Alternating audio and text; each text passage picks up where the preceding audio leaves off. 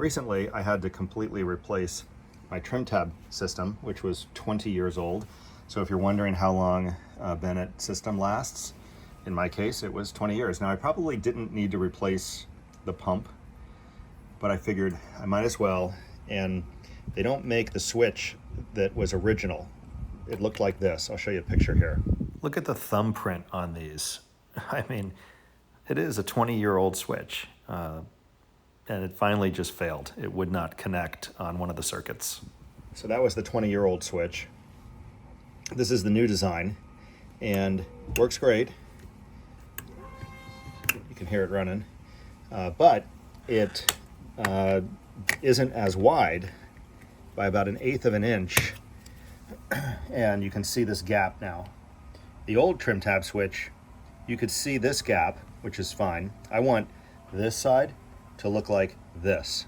And in this video, I'll show you how to do that. We're gonna use these products to build up some fiberglass, or really just some epoxy back there. And then we're gonna paint that white so that it'll look fine. The main reason why I'm doing this is water can get back in there. When I wash the boat, I don't want water back in there. And also cosmetically, it'll look better.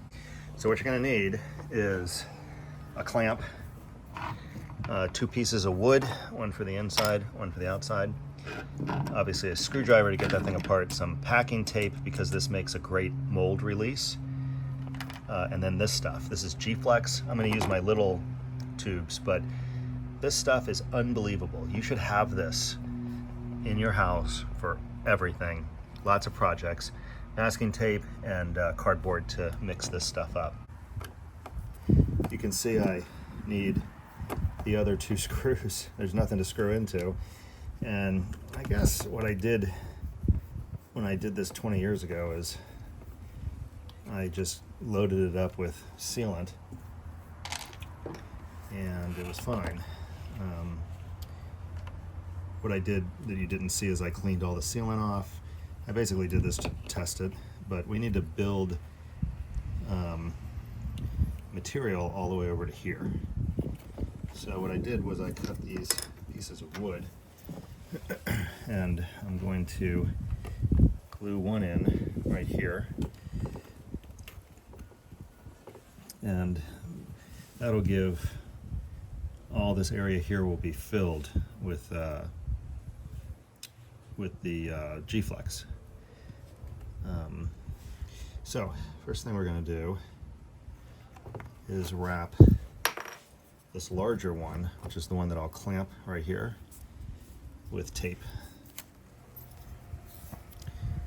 So you can see on this side I cut it a little bit. On this side it's nice and flat. I'm just going to put a piece of clear tape over it, and the whole purpose of this is just to leave a really slick, shiny finish and have nothing stick to it. So we'll put that right there after I build this up with product. All right, this G-Flex is really forgiving. All you have to do is squirt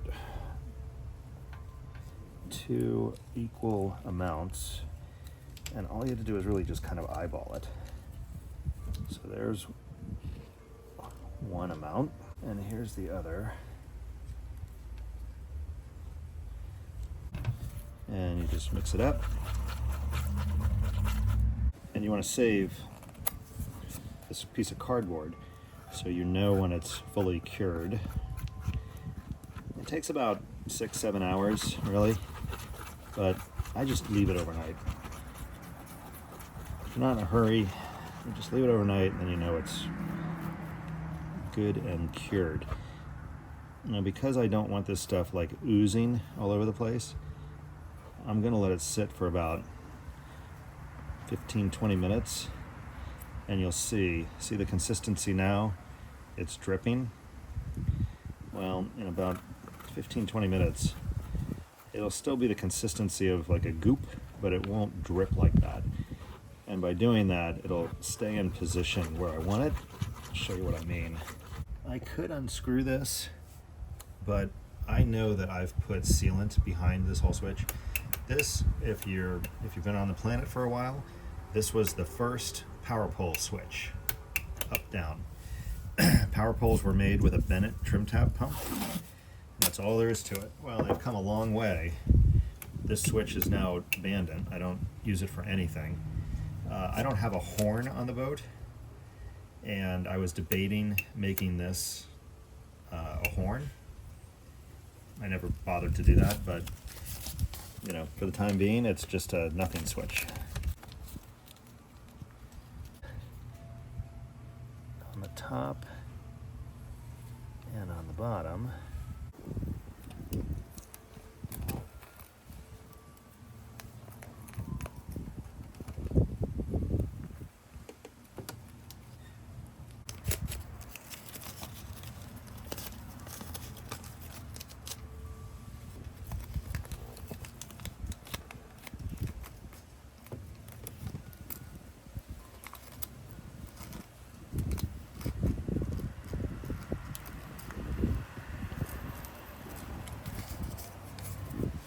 And then we'll put this piece over the top of it like this.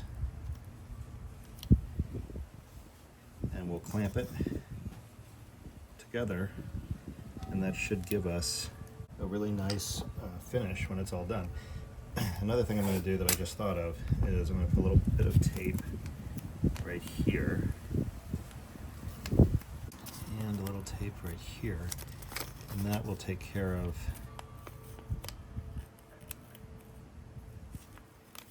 whatever little bit kind of oozes out.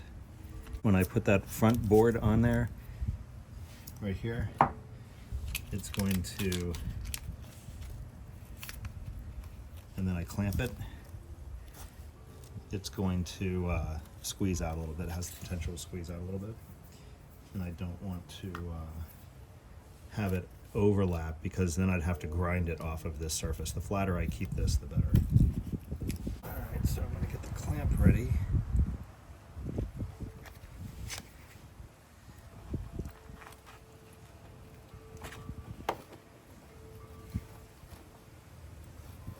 Been sitting for about 10 minutes, and you can see it's thicker. You know, it's still drippy, but it's not as drippy as it was. It's kind of like candy. And I'm going to put too much at one time, but I'm going to take a little bit like that, and I'm just going to put it right in here like that. Take a little bit more.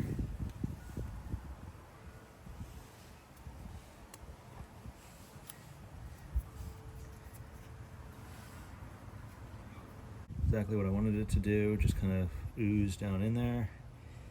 I just want it to be thicker, at least over here, thicker than the thickness of the center console. That's really the only thing that matters. The closer I get this to thicker than the center console the first time, less work I have to do later.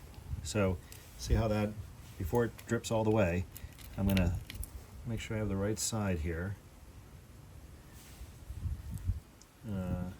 This was the flattest side, so we're going to put that right here, and like that.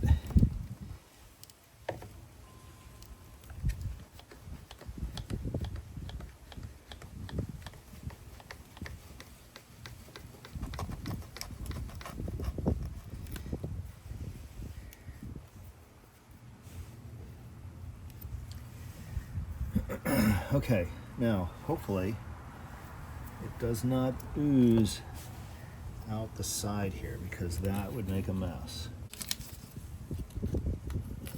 And stick it right here.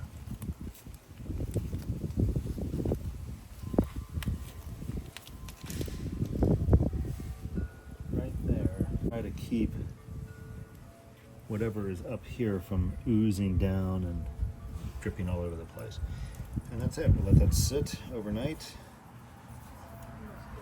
And I bet it's a nice flat piece of solid surface that I can Dremel out, paint white, drill holes in, and reinstall that switch. It'll look perfect. So I'm just gonna leave this right here. Actually, you know what I'm gonna do? I'm gonna put it in here because if for some reason it started to get all windy and that were to blow over, that would suck. But I have learned that you do want to keep the paper wherever you did the project, because it'll cure differently if you bring it inside. So that's what that looks like. If you look around the edge there, you can barely see the G-Flex in there. It's not sagging, it's not dripping out. Those are really my two primary concerns. And I think we're good to just leave it.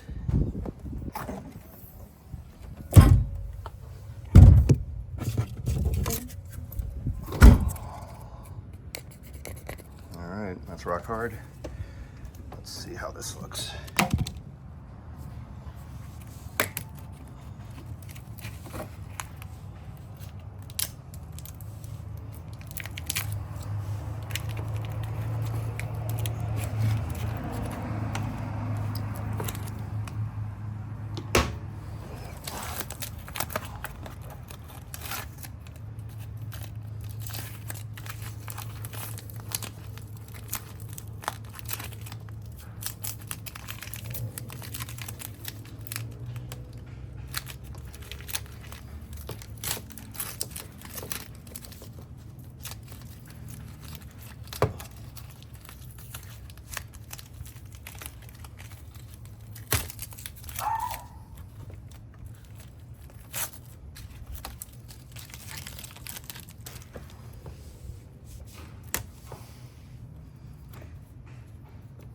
Show you a little close up. Right here, I will just run a little razor right across here to scrape off this little bit of tape. Same here, get rid of that tape, but rock hard. And what I can do is take a Dremel and reshape this exactly the way I need it so that the switch fits back in.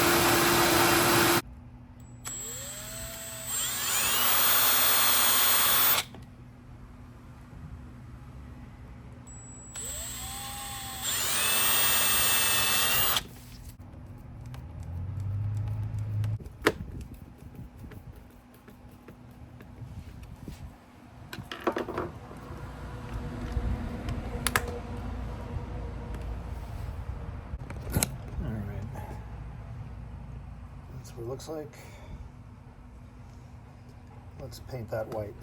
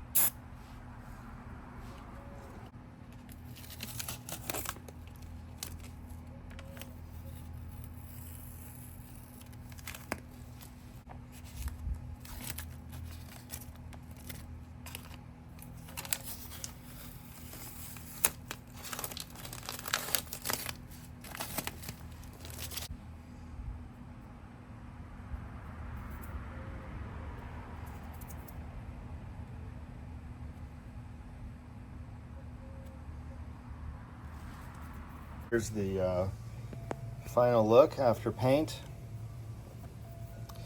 And we'll go ahead and screw this back in. And this little indent here was just a little bit of an air bubble underneath the mold.